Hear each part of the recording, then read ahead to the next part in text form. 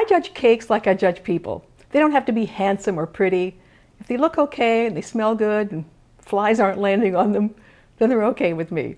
Now this is not a fancy cake, but it's a moist and delicious and about the easiest chocolate cake you can possibly make. Everything goes in one bowl. There's no mixer, no butter, no eggs.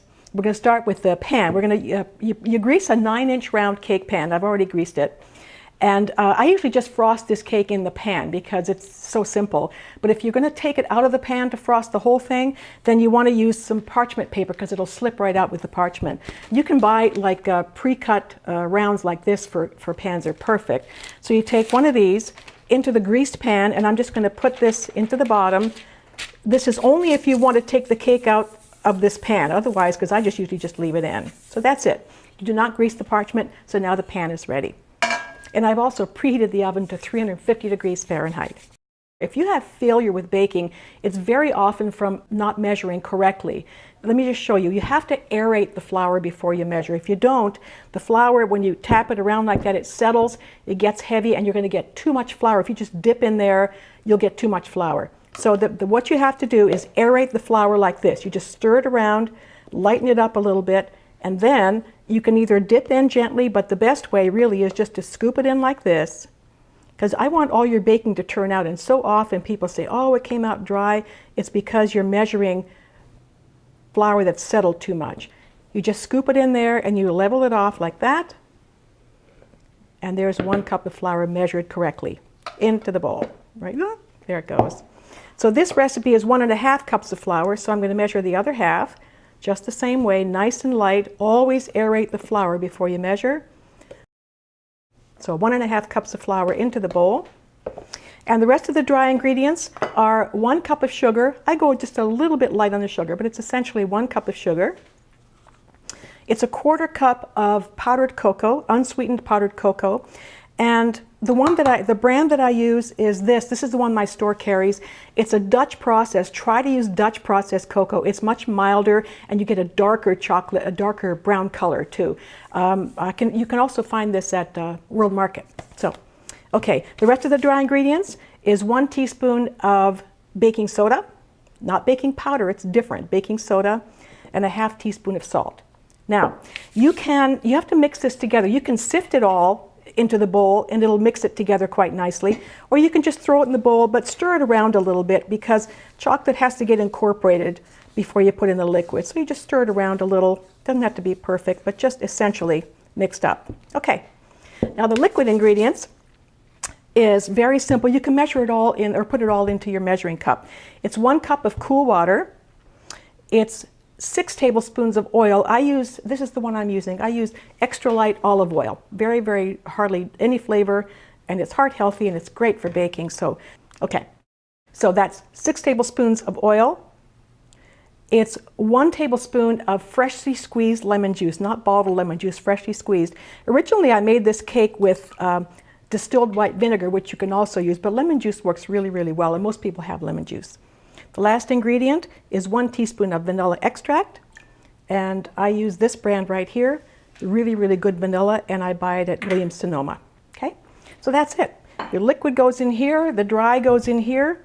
You mix them together. Just pour this in, okay, and you stir it together. Like I said, no mixer, and you just stir this around until there are no lumps, and it doesn't take more than about 30 seconds. Okay. Make sure you preheat your oven because this just takes a few minutes to put together.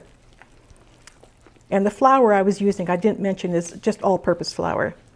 Okay, so that took maybe 15-20 seconds. Just a little bit longer just to make sure there are no lumps.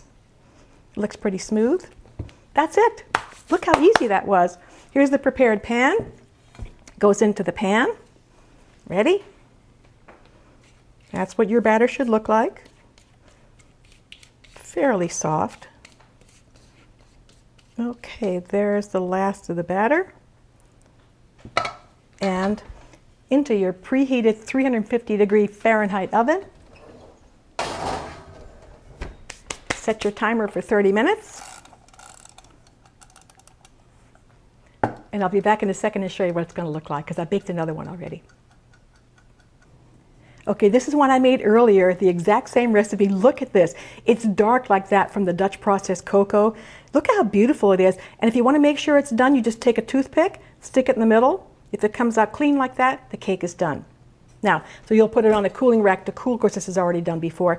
Now, as I said, I just frost the top, so I leave it in the pan. If you want to take it out of the pan and frost the whole thing, you just have to take a little something to loosen it from the sides, just like that.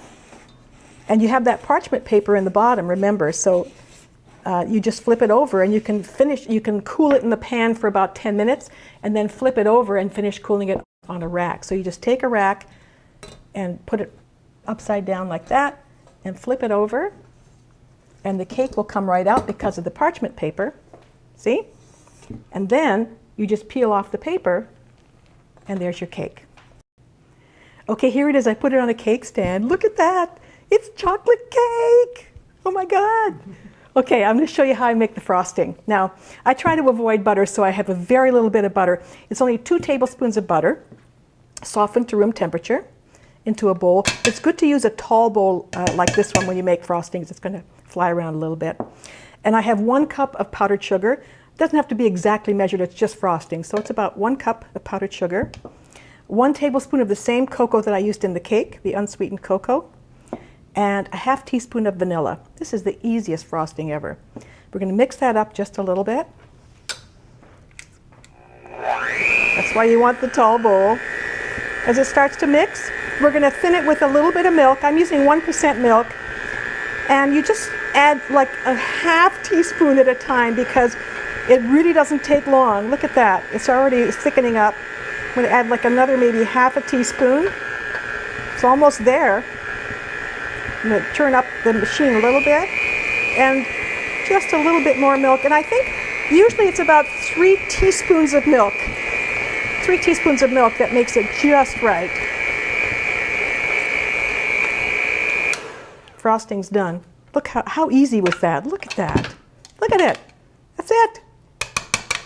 That's done. Okay, now I'm going to frost the cake. Let me just take this off. And I'm not going to eat any off of this, the beaters. Okay. All right. Now, you'll see it's not a lot because I told you I leave it in the pan and frost it. So, but I'm going to frost it so you can see the whole cake and everything. You can make double the frosting if you want. You can slice it in half and fill it with extra frosting. But this is really plenty. Look at this. Look. Look. Oh my God, look at that. I'm telling you. And by the way, if you want to keep this butter free, you can use this recipe for frosting. Just leave out the butter and thin it maybe a little bit more with some milk and just use it as a glaze. Just kind of glaze it over the cake and you'll have a butter-free, a chocolate cake with sort of a glazed frosting with no butter. Okay. Now, what did it take me? Like a minute to make the frosting? And look at that. Okay. There it is. Now, I'm going to show you what this looks like inside. It's just a beautiful cake. All right, you ready? Look at this. Look how it's so soft and so good. No butter, no eggs. Look at this. Oh my God, look at that. It is so light and so good. There's only going to be 1 piece left by the end of the day. Who gets the last piece? Now that's the big question, right? So here's the deal. Here's my advice. If someone accuses you of stealing the last piece, just deny it. They can't prove it. There's no camera in your refrigerator.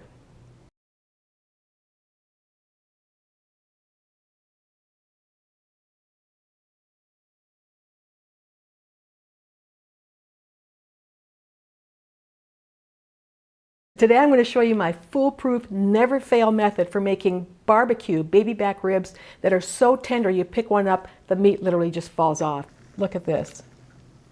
There are no words to describe how awesome these are.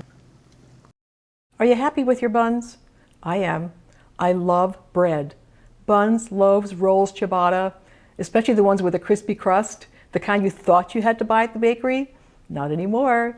Because you can make your own crusty rolls at home, no kneading, almost no work at all. Watch this.